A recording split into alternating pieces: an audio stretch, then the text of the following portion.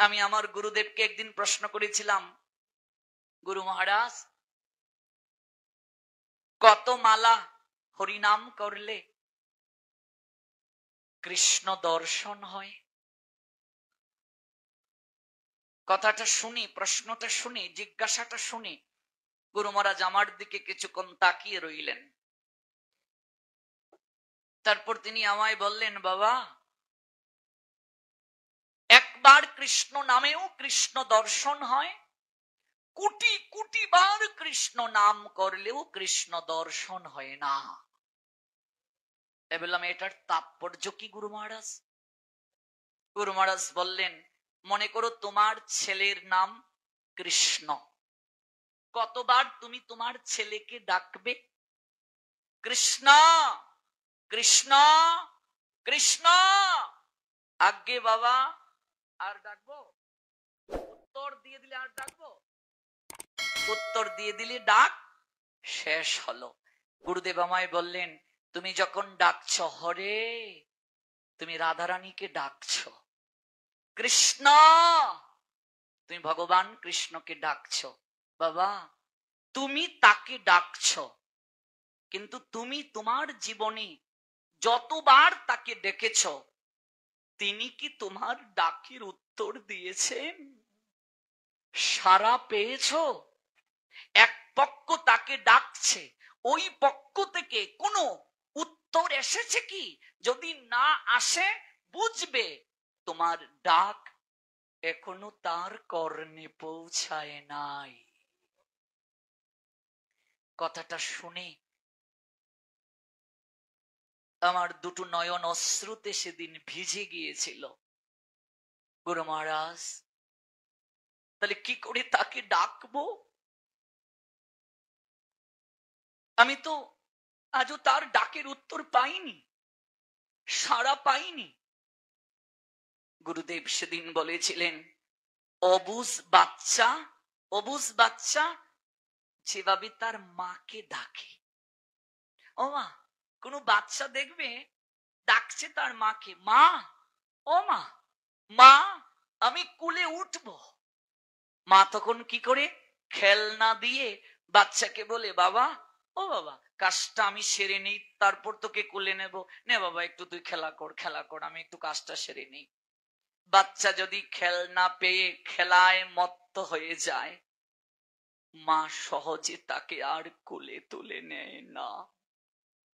গুরুদেব বলেছিলেন, বাবারে, যেদিন থেকে তুমি হরিনাম করবে, ভক্তি জীবনে প্রবেশ করবে, ভগবানও তোমাকে ছোট্ট ছোট্ট কিছু মায়ার খেলনা উপহার দিয়ে তোমায় ভুলিয়ে রাখবেন। তিনি প্রথমেই তোমাকে কুলে তুলে ভবনদী পার করার জন্য আসবেন না বাবা, আসবেন না।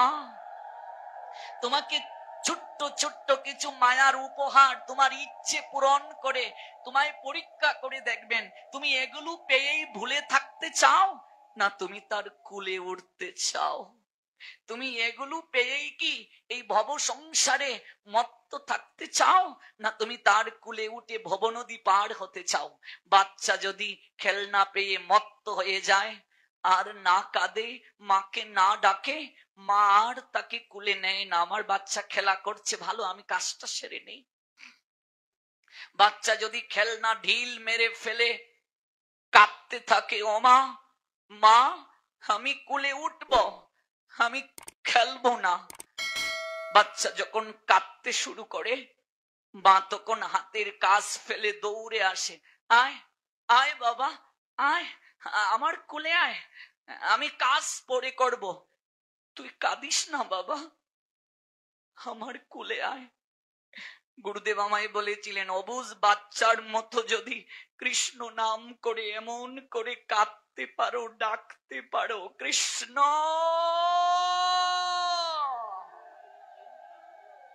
অবুঝ বাচ্চা যেমন কেঁদে কেঁদে তার মাকে ডাকে, কোলে উঠার জন্য কাঁদে, এমন করে যদি কাঁদতে পারো, দেখবে অনাদির আদি শ্রী গোবিন্দ ভগবান আসবেন দুটো হাত প্রসারিত করে, আয় বাবা আমার কুলে আয়। জগতের পিতা কৃষ্ণ। শুধু সন্তান পিতাকে হারিয়ে কাঁদে না রে মা, সন্তান যতটা পিতাকে হারিয়ে কাঁদে তার থেকে অধিক কান্না করেন পিতা সন্তানকে হারিয়ে।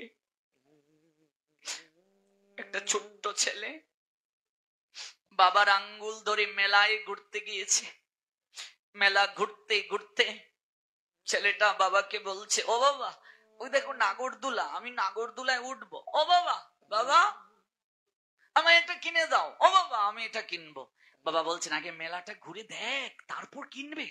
এই শক্ত করে আমার আঙ্গুল ধরে রাখ, দেখ কত লোক, হারিয়ে গেলে খুঁজে পাবি না। ছোট্ট ছেলেটা শক্ত করে আঙ্গুলটা জড়িয়ে ধরলো। অগণিত লোকের ভিড়ে মেলায় ঘুরতে ঘুরতে কখন যে বাবার আঙ্গুলটা ফসকে ছেলেটা হারিয়ে গেল ও নিজেও জানে না। হঠাৎ করে দেখে তার বাবার সঙ্গে নেই। চিৎকার করে ডাকছে, বাবা বাবা কোথায় গেলে তুমি? অগণিত লোক, এত ভিড়, এত গোলমাল, চারিদিকে তাকিয়ে বাবাকে আর পাচ্ছে না। একটা প্রাজ্ঞ লোক হঠাৎ দেখছে একটা ছেলে ভিড়ের মাঝে কান্না করছে আর বাবা বাবা ডাকছে ছোট্ট ছেলে। কাছে এসে তিনি বলছেন, কাঁদছিস কেন রে খোকা? তোর বাবা কোথায়?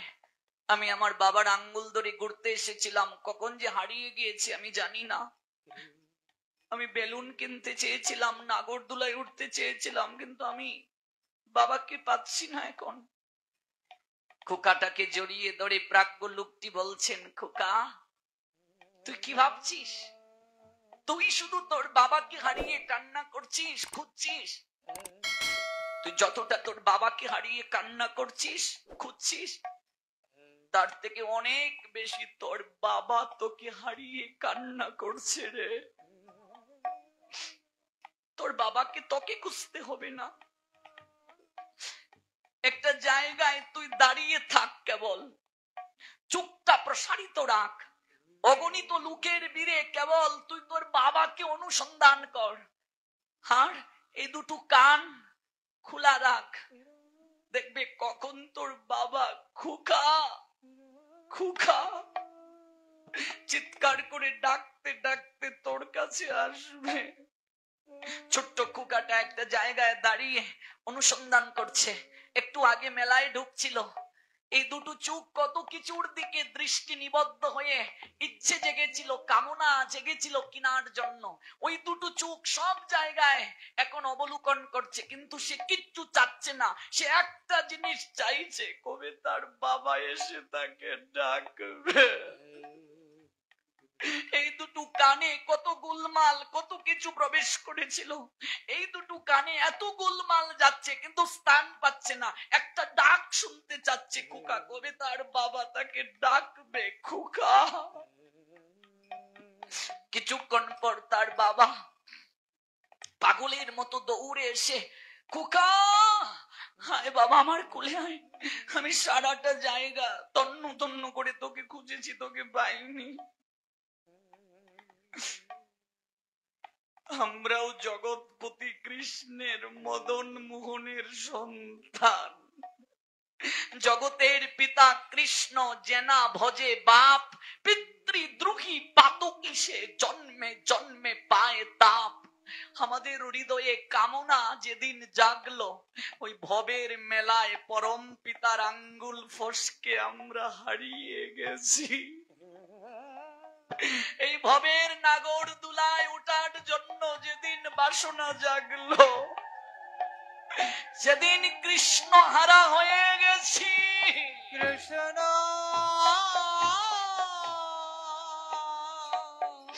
ভাগবত বললেন, ওরে সংসারী জীব, তুই কতটুকু তাকে ডাকবে? তোর ক্ষীণ কণ্ঠের আওয়াজ গোলক বিহারীর কর্ণে যাবে না রে। তুই কতটা মন্ত্র জানিস তাকে সন্তুষ্ট করার? তুই শুধু কান পেতে তার কথা শ্রবণ কর। এই যে আমরা এসেছি কেবল কান পেতে শ্রবণের জন্য। দেখবে ওই পরম পিতা কৃষ্ণ বাঁশরিয়া হাতে বাঁশি বাজিয়ে তোকে ডাকছে রে। অনন্তকাল ধরে গৌর সুন্দর হাত তুলে অপেক্ষা করছে রে। ওরে তোরা কবে সংসার মেলা থেকে কামনা বাসনার জলাঞ্জলি ত্যাগ করে একটিবার প্রাণ ভরে নয়নের জলে আমায় ডাকবে রে। আমি সেদিন গোলক বিহারী কৃষ্ণ আসবো তোদেরকে কুলে তুলে ভবের মেলা থেকে উদ্ধার করার জন্য। কৃষ্ণ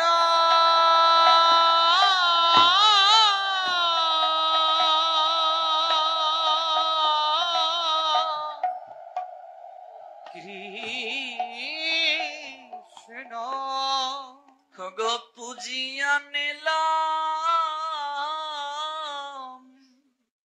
সুলয়ানা মনরে লাভ করিবার আশা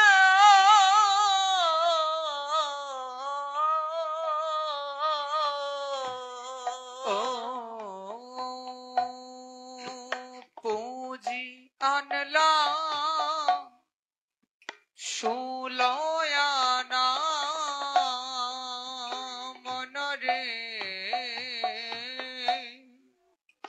লাভ করিবার আশা।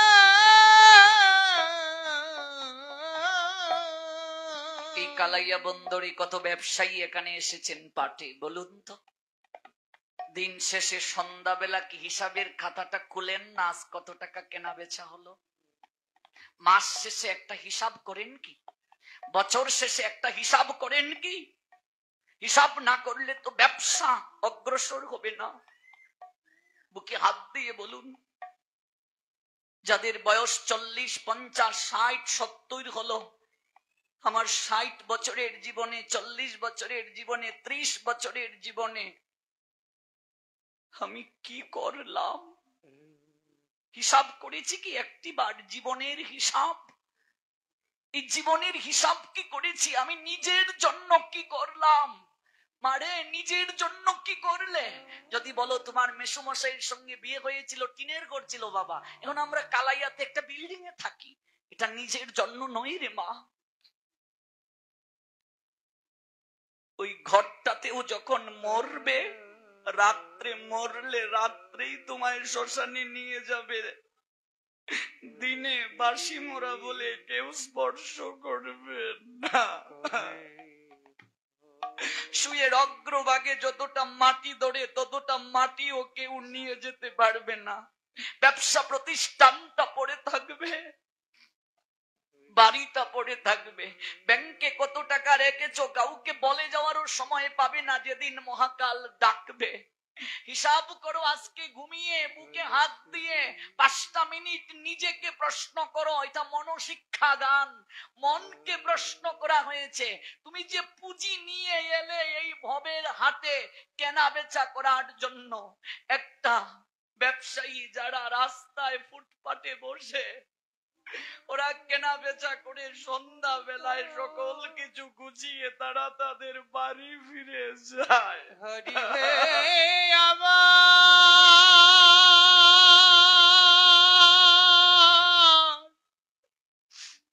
দয়াময়, তুমি যে ভবের হাটে এলে, 16 আনা করি দিয়ে ভগবান তোমায় পাঠালেন।